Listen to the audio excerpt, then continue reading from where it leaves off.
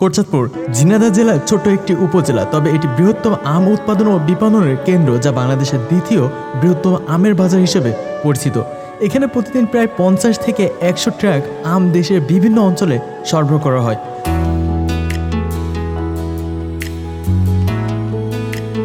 যার ফলে প্রায় 4000 মানুষের কর্মসংস্থানের সৃষ্টি হয়েছে।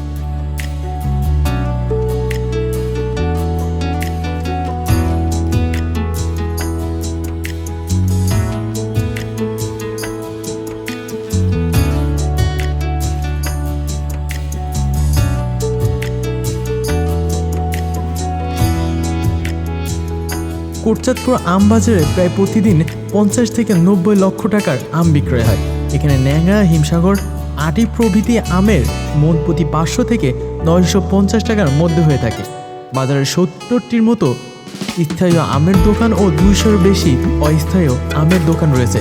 তবে সংরক্ষণের অভাব ও রপ্তানির সুযোগ সীমাবদ্ধতায় চাষিদের লাভজনকতা কমিয়ে দিয়েছে।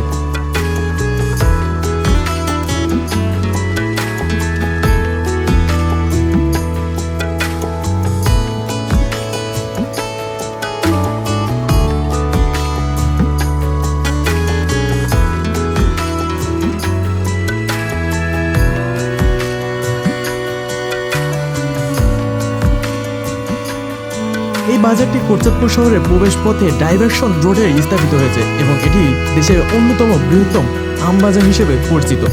এই বাজারে গোপালভোগ, ন্যাংরা, মোহনভোগ, হিমসাগর, বোম্বাই ও আম্রপালি সহ বিভিন্ন জাতের আম বিপণন করা হয়, যা রাসায়নিক মুক্ত হওয়ার কারণে ব্যাপক জনপ্রিয়তা অর্জন করেছে।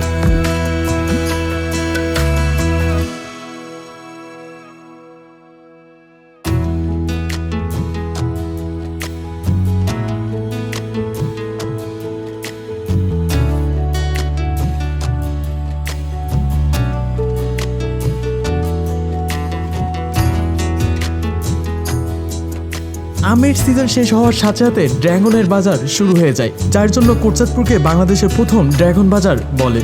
তাছাড়া পেয়ারা, লেবু, আতা সহ বিভিন্ন ধরনের ফল বিক্রয় করা হয় এই বাজারে।